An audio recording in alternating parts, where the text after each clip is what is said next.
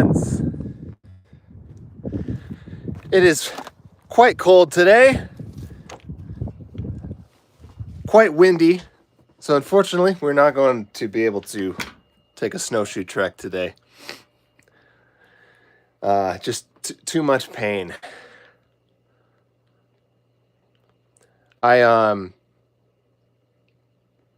Scanning your little chats here. Oh, Megan's at SeaTac, my old territory. Happy to ease the pain a little of waiting for the plane. I started this stream, or I created this stream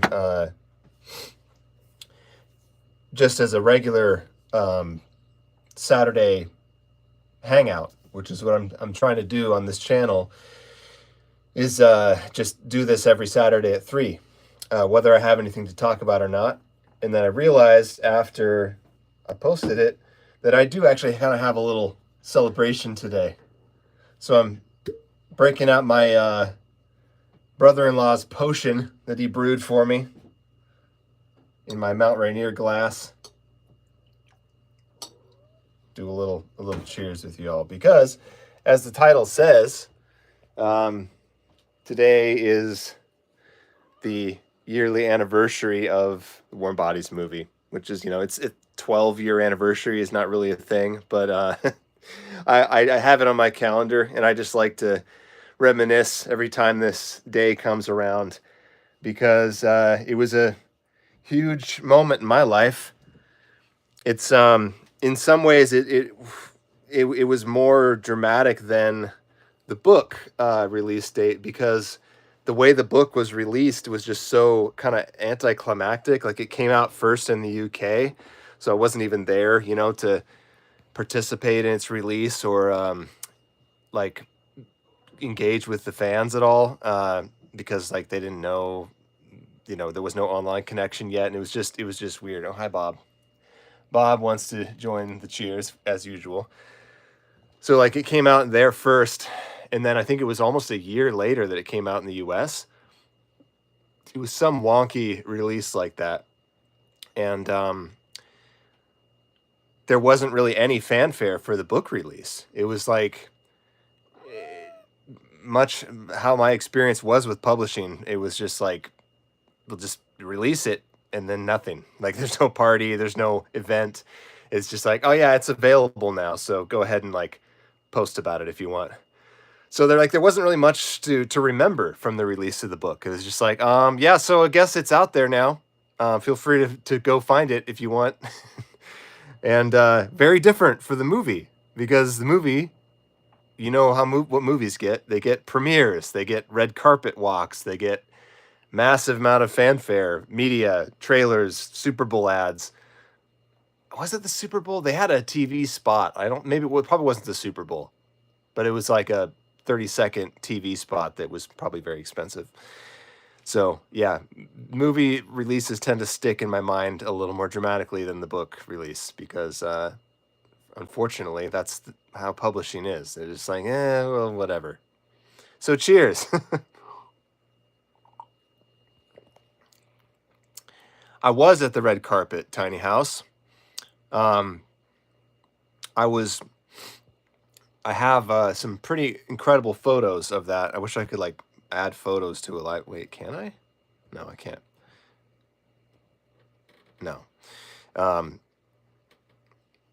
Well, if you go to my channel, the channel trailer has a couple photos at the beginning of it, of me at the carpet, standing right next to John Malkovich in a suit that is currently crumpled up in the bottom of a box in my storage unit, probably completely ruined. The only time I ever wore it. Very expensive designer suit. I thought I was going to be doing more stuff like that, and it turned out that there really was never a formal occasion after that. So there was a couple occasions that were like almost, but it was not black tie level formality. So I had like a gray or casual things, which in that one I wore twice, I think. So yeah, as you can see, I mean, I wasn't cut out for the black tie life.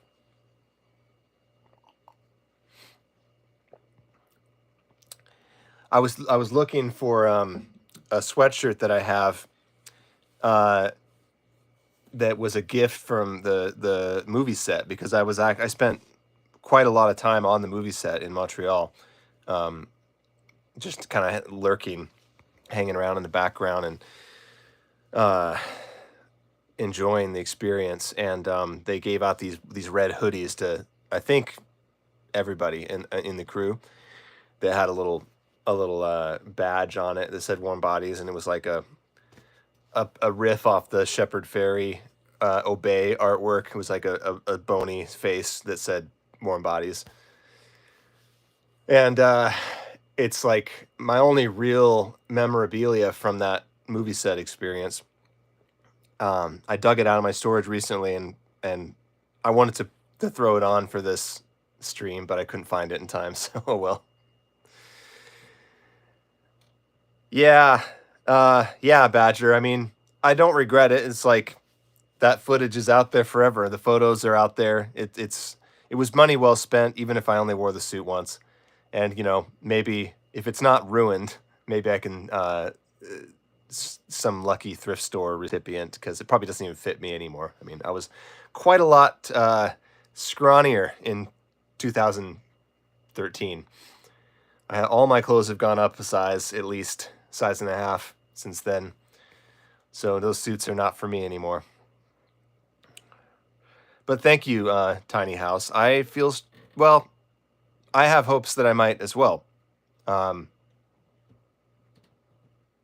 no, I was gonna talk about some stuff, but can't go down that road without getting into dangerous reveal territory. So I'll keep it zipped a little longer.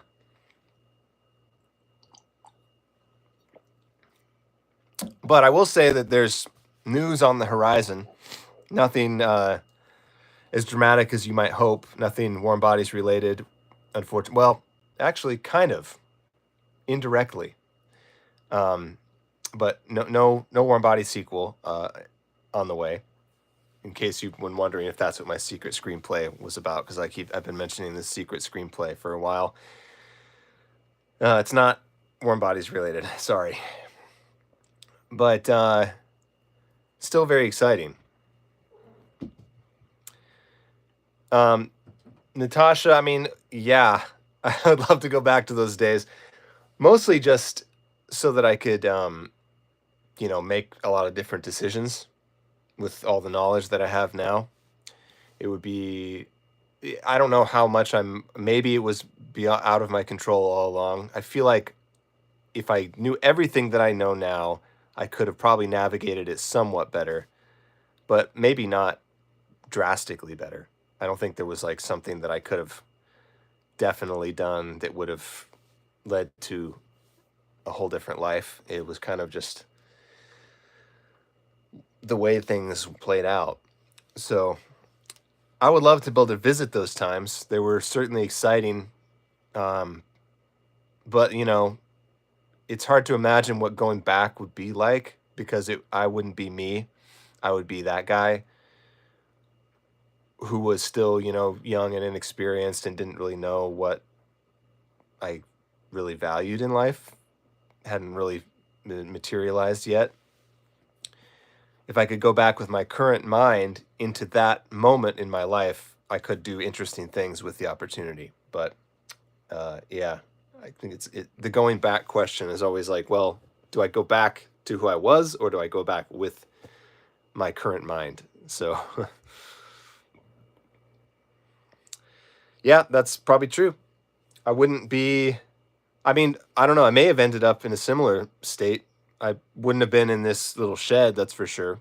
But, after a few years of living that life, I might have burnt out on it in the same way and it ended up going into the wilderness. I just probably would have had more money, had a nicer cabin. But that's on the way. I'm working on that. Is this, my situation isn't as grim as it appears sometimes. I'm just playing a very long game. Not a long con, because it's not a con, but it feels like that sometimes.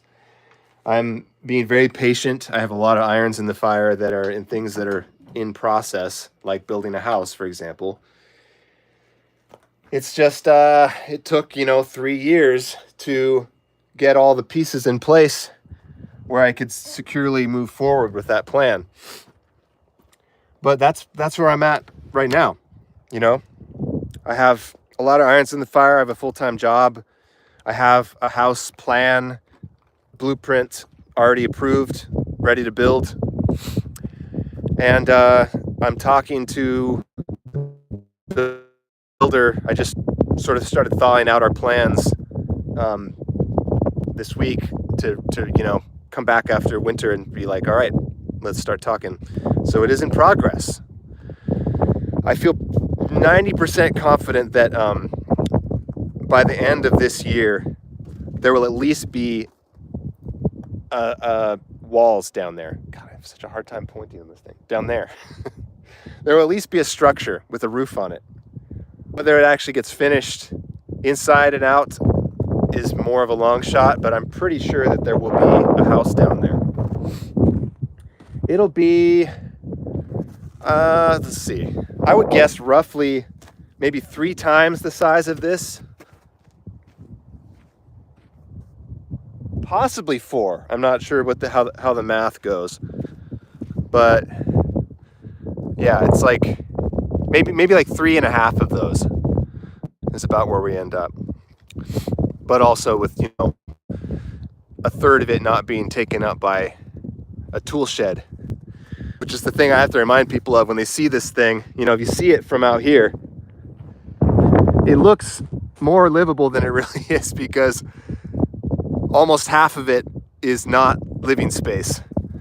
If it were all living space, this would actually be pretty comfortable. But I had a different plan because I thought this was going to be a very temporary situation. So,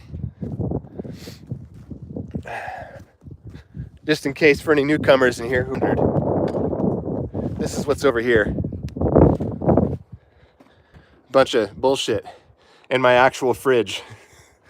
So, yeah, about a third of the space.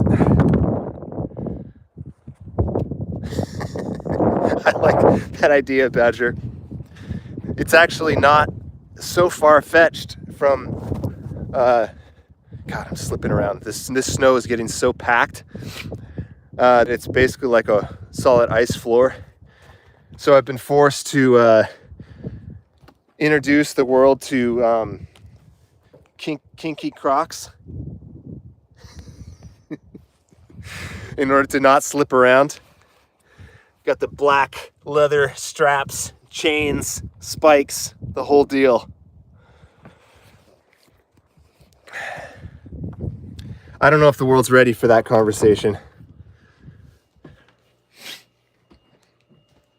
But yeah, Badger, before I got this shed, one of my ideas was to get storage shipping containers, the big metal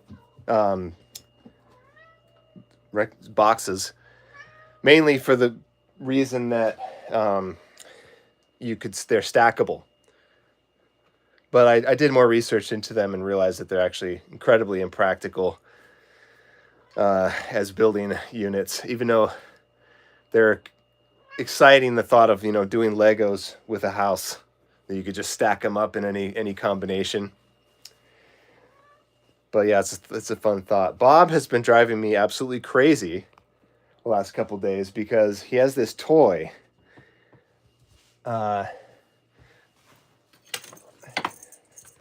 So normally,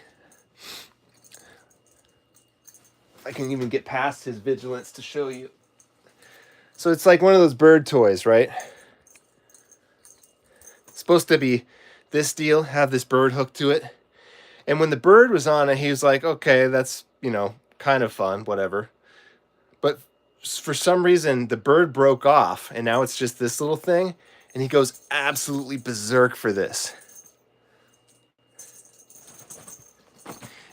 As soon as he discovered this, he just lost his mind, and he won't give me a moment's peace without whining for this thing. I need it. I need the bell. I need the dangly thing. And he just so aggressively. It's sort of frustrating because there's no space in here to like really make him run for it. It's just back and forth on the bed. It's the only space where we can do any of that because, you know, this is how it is. There's no space. I can barely even turn around in here. But yeah, I don't know what it is with cats and like only liking stuff that's not the way it's supposed to be. You know, their beds, their cat trees, all the products that are made for cats. They don't want anything to do with them until you break them in some way. And then once it's like wrong, then they love it. I don't know what that is. It's like anything but the thing that we want for them. So this thing, he's actually starting to calm down a little bit because I played with him for hours with this thing already today. But I realized it's basically the equivalent of like a really good video game. Like the way that he gets hooked on a toy, I recognize the symptoms, you know. He's sitting around just like waiting for his chance to get back to his favorite game. And it feels a lot like me at work these days, waiting for my shift to end so that I can play Baldur's Gate 3. Because I am just as hooked on that as Bob is on this little metal object. So I guess I can't judge him too harshly. We've all been there.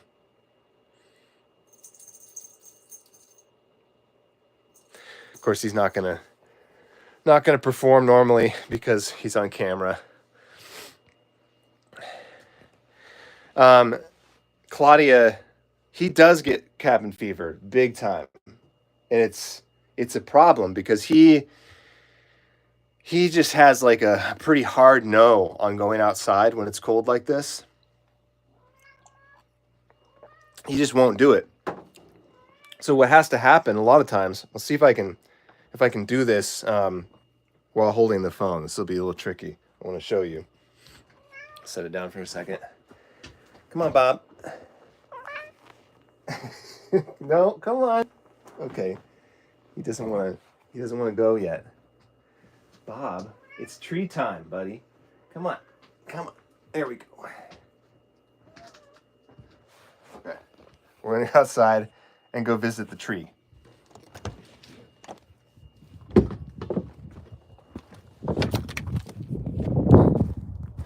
So I had to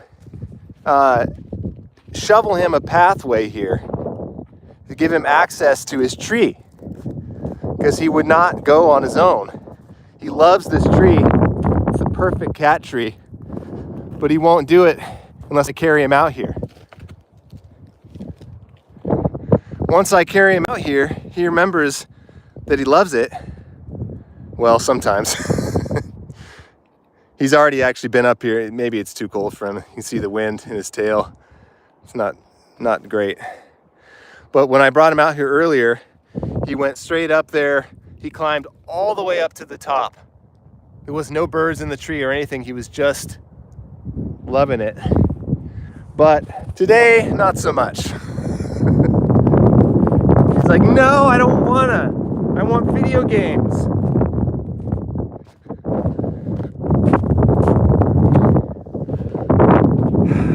I mean, fair enough. That's kind of what I look forward to all year for winter. Winter is kind of like the excuse when you don't, there's nothing really you able to do outside, even if you want to. So it's like, might as well play video games. Can't really judge. I do have some standards. Like I wait till evening to allow myself to start gaming. But this is all he cares about. Back in action.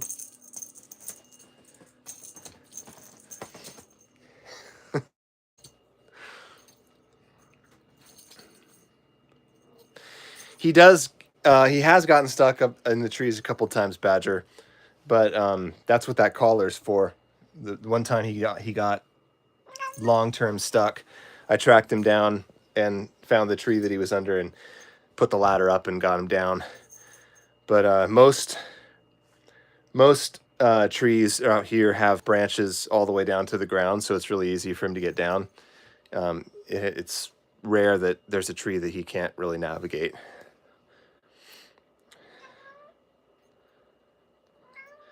I'm not really sure how old Bob is, Mariana. I'd have to look it up in my document somewhere. I have his birthday list. I think he's like 3, maybe 4. He's probably about 4, because I think I got him the year before I moved out here, and I've been here. This is my 3rd winter, so he looks 6. That's a very specific number to age a cat to. How do you figure that? Does this looks old to you? See this high octane action? As usual, he stops once he's on camera.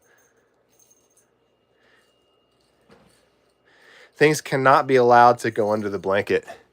This is the principal rule of cat society. Watch this. As soon as it goes under here,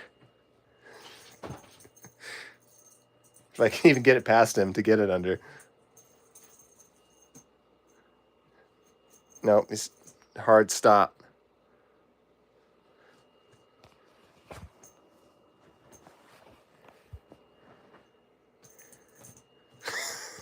Absolutely not. Yeah, buddy. I kind of have other stuff to do sometimes, you know? Can't just do this nonstop the entire day. You know what I mean? What?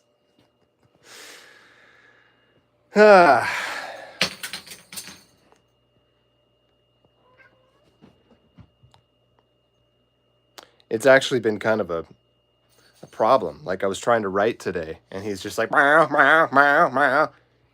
Games, games, games. I'm like halfway tempted to dig out the old iPad and actually get a iPad game for him. Make him like full iPad kid. They have cat games for iPad that are actually pretty effective for some cats. I recall Bob used to enjoy it when he was a kitten, and I haven't tried it since he grew up.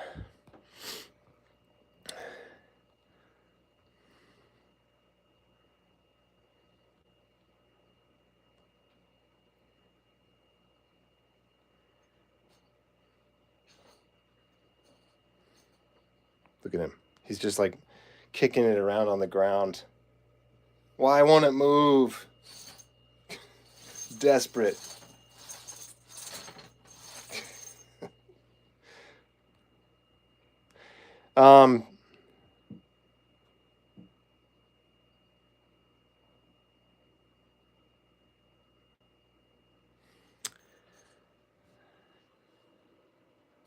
I'm not sure what you mean, Natasha. How would I see the cat that you're talking about?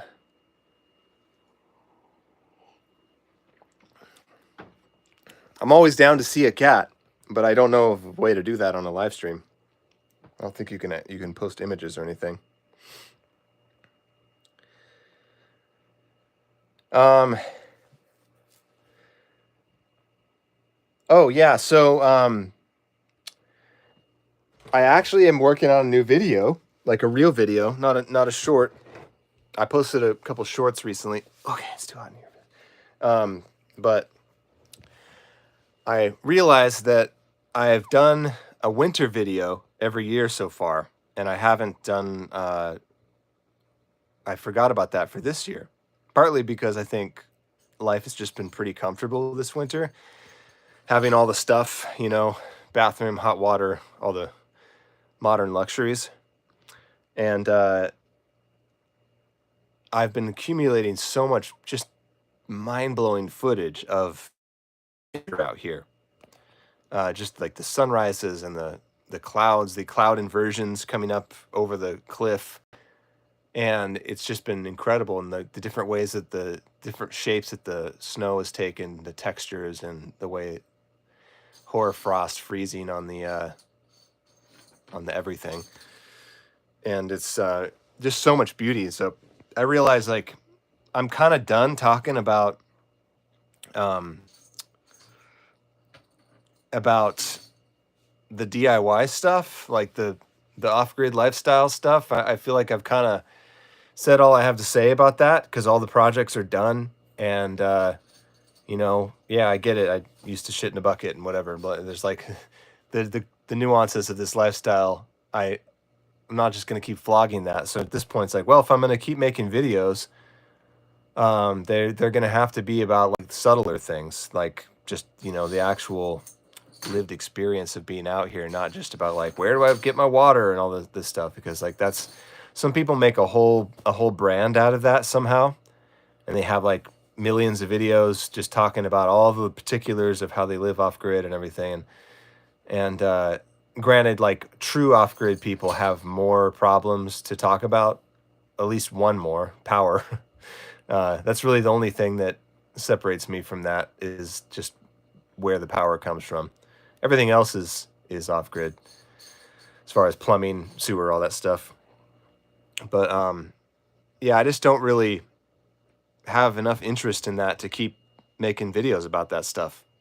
It's like it was when I was in the thick of it. It was fun to talk about. It's fun to share, but I can't make a brand out of it.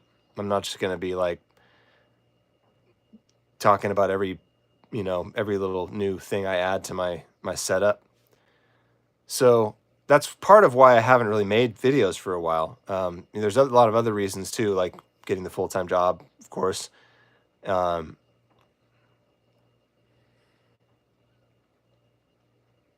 and what about water, tiny house?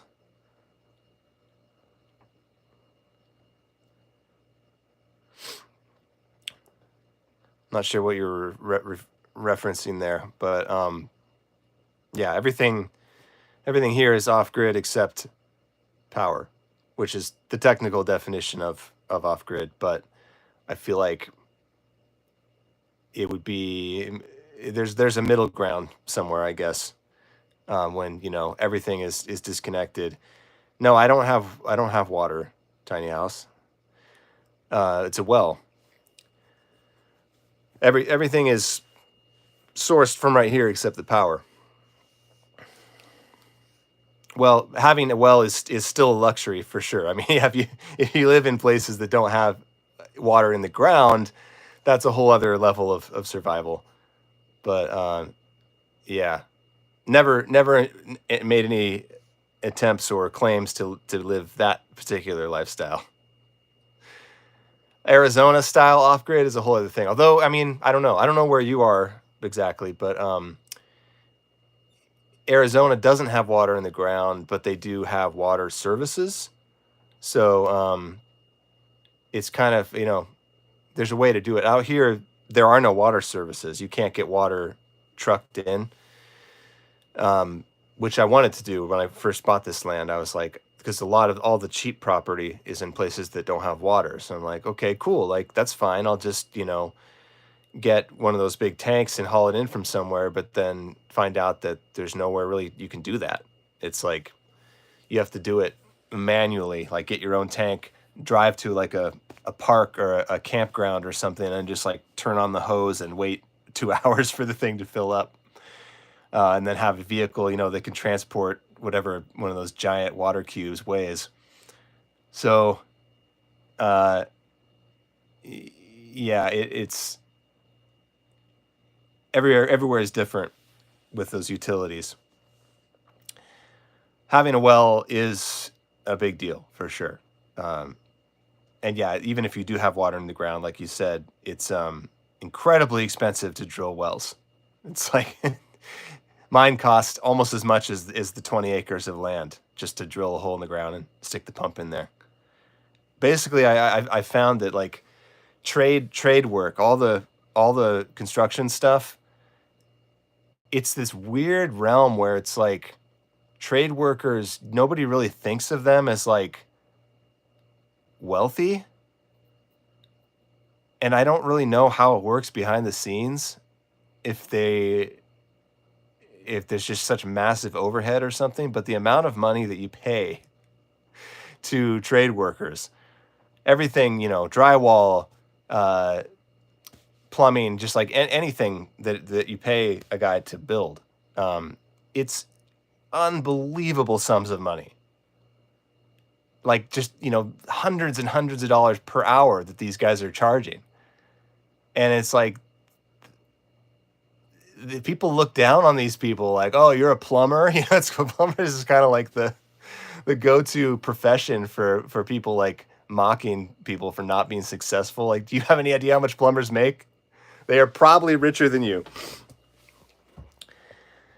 I haven't had need to hire a plumber yet, because I have like one pipe. So if my one pipe ever has a problem, I can probably deal with it myself. My one pipe goes directly from my sink down into the ground and then over to the well. Actually, there's a couple PEX lines that I installed in the wall here that go to my water heater. Hopefully those never burst, because they did freeze last winter. But I have enough. Anyway, we don't need to talk about plumbing anymore.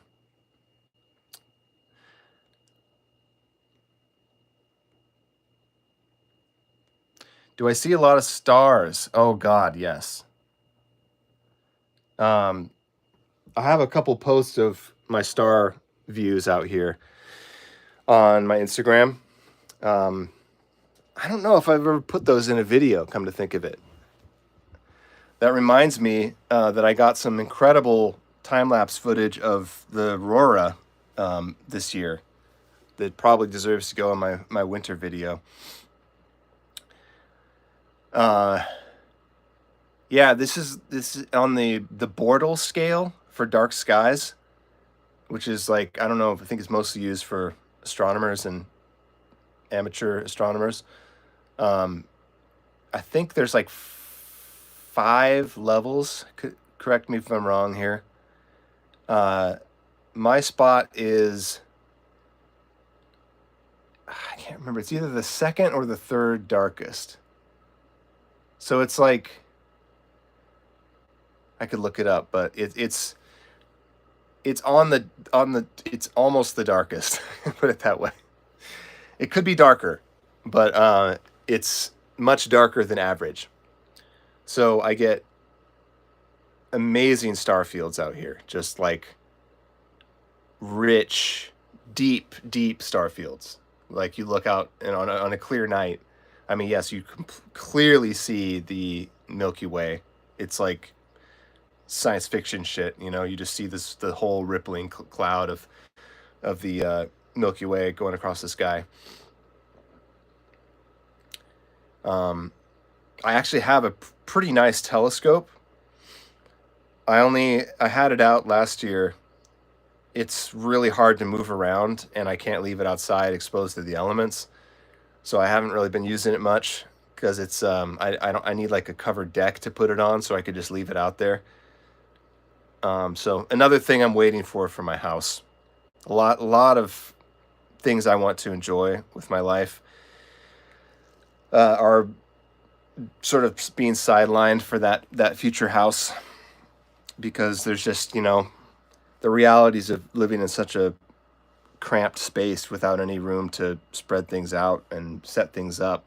There's a lot of irritating limitations to it, and I'm just like, I'm not gonna push it.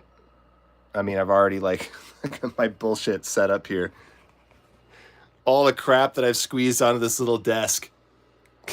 I got multiple computers, cameras, my little like dangerous looking bomb package of external hard drives and Ethernet splitters and all this crap that I use to get my internet in here and to get my storage for my video editing, and microphone, studio, blah, blah, blah. Way too much crap going on in here for how small it is.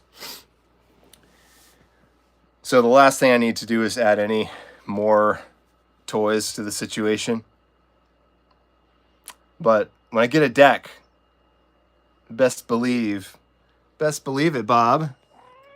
Now you're finally getting comfortable. It's time for some on-camera snuggling. There it is. Oh, God. You saw that. He punched me. What's going on, dude? You want that belly rub?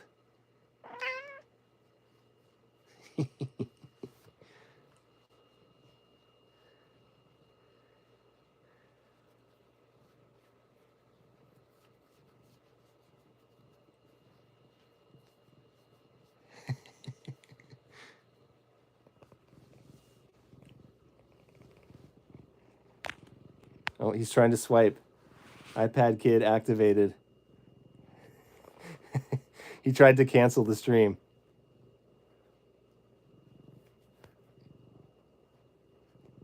Look at this guy. Just a man of leisure.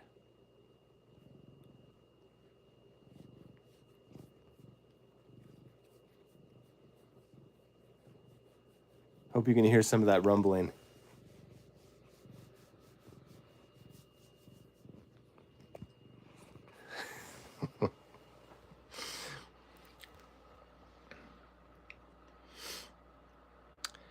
Well, guys, oh, now he's attacking me. I hit the belly rub limit.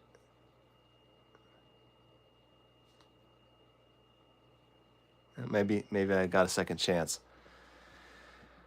So I guess that's about all I had to say. I wanted to let you know that big things coming, as people always say online, but there really are. Got some news that's hopefully just around the corner. I talked to these people and begged them to make an announcement so that I can finally stop hiding it. And they said they're going to consider it, figure out the timing of it all. And got a new video in the works. Also, if anybody happens to be playing The Bazaar, the video game that I work for, big fix finally got into the game where all of the dialogue that I wrote about the characters' backstories that was formerly hidden behind a very obscure Easter egg is now easily findable by just clicking on the character's portrait. So there's now I got really excited about it because there's a huge amount of writing that I put into the game that nobody was aware of because it was hidden so deeply. And I begged the designers, please surface this. There's no reason to hide it like this. And they agreed. And now it's in there, I think. At least it will be whenever the next patch goes live, because it was in there when I played it yesterday. So that makes me really happy, because now it's okay, the story that I wrote, it was playing out of order before that too, so it was even more confusing. Now everything is fixed. It's playing in order, one click per line. So it's there it is, if you're into these, kind of cozy games, just strategic card game, lighthearted, whimsical sci-fi fantasy kind of setting. It's definitely, not my main style. It's kid friendly, but I think that you'll still recognize a hint of my writing style in the stuff I'm writing for it. If you don't want to actually bother to play the game, well, because you can't really yet. It's only if you know somebody who bought this Founders Pack thing. It's a closed beta right now, so only a select group of people are able to access it currently because they're still building it. But open beta is coming really soon. I don't know exactly when, but early this year. And Tiny House, it will be on mobile. I don't know if it's going to be mobile at the same time that the open beta launches, or if that comes later. I would assume it would be around the same time, but I don't know. But yeah, it will be on mobile eventually. Until then, if you don't, well, since you can't play the game, or if you just don't want to, which is also a valid option, if you're just curious about it, there's a YouTube channel that has these videos called Atlas Archives, which are like basically me writing a little story about this world that I'm adding to. Each one of them is kind of has like a theme and covers certain characters and situations that happen in this world. And there's like a narrator. It's all voice acted, like great voice acting, beautiful music, beautiful art, and it sort of like tells the lore of the different characters in the game. So that's kind of my little tease for now. I know a lot of people aren't going to be, a lot of my readers aren't going to be interested in the game itself because it's, you know, it's a fairly niche genre of game and it's not for everybody. Uh, but, you know, if that's one way to get a taste of what I'm working on these days, if you just want to check out those videos. So,